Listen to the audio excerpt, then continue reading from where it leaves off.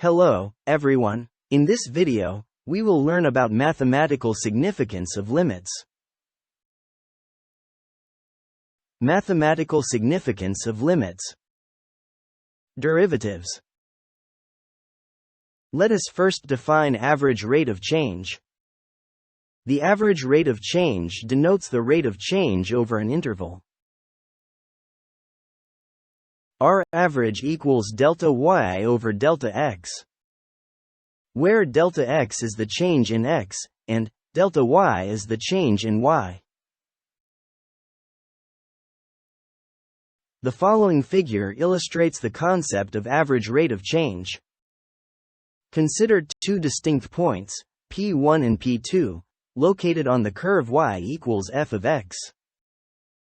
Delta x is the change in x between the 2 points, while delta y is the change in y between the 2 points.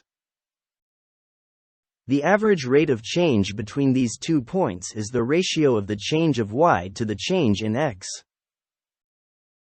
That is, R average measures how much the output quantity y changes per unit change on the input quantity x.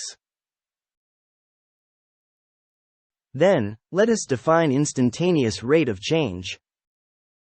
The instantaneous rate of change is the rate of change at a point, in other words, at an instant. R instantaneous is equal to the limit of R average, as delta x approaches 0. It is known as the derivative of y with respect to x. That is, the derivative of y with respect to x is the limit of delta y over delta x, as delta x approaches 0. The following figure illustrates the concept of instantaneous rate of change. Consider two distinct points, P1 and P2, located on the curve y equals f of x. The straight line that intersects the curve y equals f of x at these two distinct points is called the secant line. Let P1 be the reference point, and P2 be an arbitrary point. Let P2 approach P1 by following the path of the blue curve y equals f of x.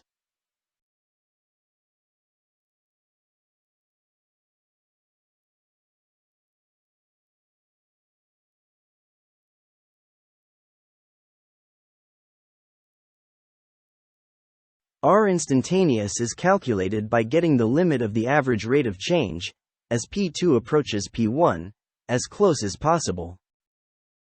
In other words, as delta x approaches 0. The straight line that intersects the curve y equals f of x at the single location, where the 2 points meet, is called the tangent line. The value of R instantaneous at a point is the slope of the tangent line to the curve at that point. Now, let us study an application of the limit definition of derivatives.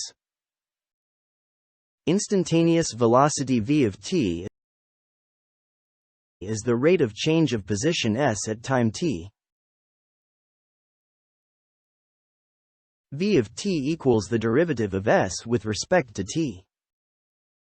The first demonstration is for the concept of average velocity. Consider a car moving forward at a certain velocity. At an initial time t1, the car is at initial position s of t1. Afterwards, at some future time t2, the car is at final position s of t2. The average velocity is computed by dividing the change in position, delta s, by the change in time, delta t. The average velocity is the velocity over an interval of time, between t1 and t2 in this illustration.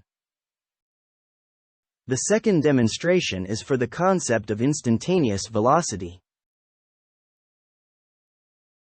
Consider a car moving forward at a certain velocity. At any instant of time, t, the car is at position s of t. The instantaneous velocity at which the car is moving any time t is the limit of the change in position over the change in time, as the change in time approaches zero. The instantaneous velocity is the velocity at an instant of time, t in this illustration. In other words, it is the velocity as time approaches t, where delta t approaches zero. It is the velocity measured and displayed by a vehicle's speedometer or speedometer. Integrals. The area of a plane region can be approximated by dividing the region into n rectangles and computing the sum of their areas. The approximate area of the region is the sum of the areas of the rectangles.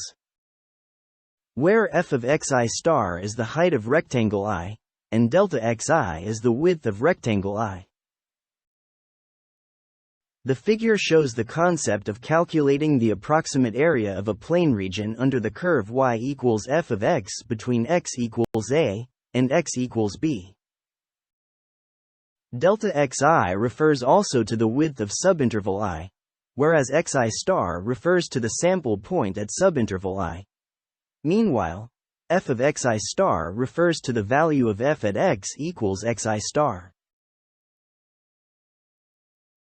By increasing the number of rectangles n, the approximation of the total area S becomes more accurate.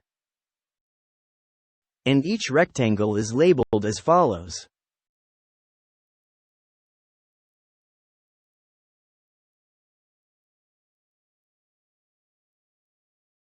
Therefore, the area of a plane region is the limit of the approximate area S as the number of rectangles is increased without bound, n approaches positive infinity. The actual area A is given by the following equation. This is known as the definite integral of f from a to b. That is, a is the integral of f of x dx from a to b. The following figure shows the concept of calculating the area of a plane region as an integral. Consider a representative rectangle that lies in the plane region. dx refers to the infinitesimal width of the rectangle, whereas x refers to a point in that interval. Meanwhile, f of x refers to the height of the rectangle or the value of f at x. Hence, the area of the plane region is the summation or the integral of all the representative rectangles that cover the plane region. Now, let us study an application of the limit definition of integrals.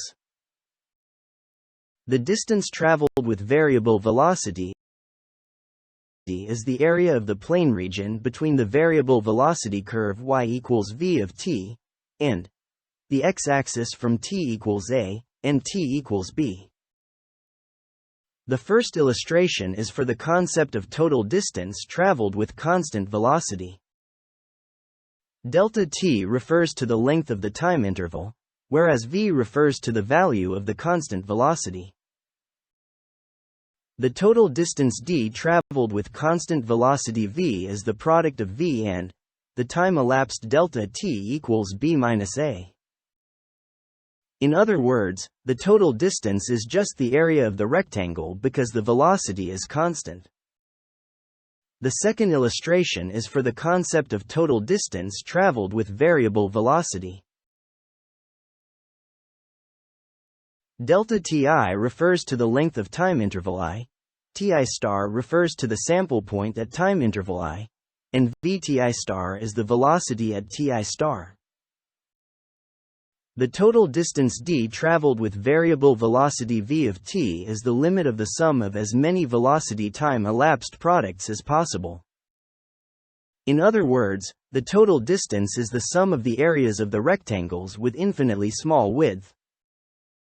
As if each rectangle has a constant velocity during that very small time interval. Thank you for watching. Please like this video and subscribe to Professor Reginald's channel to get the latest updates.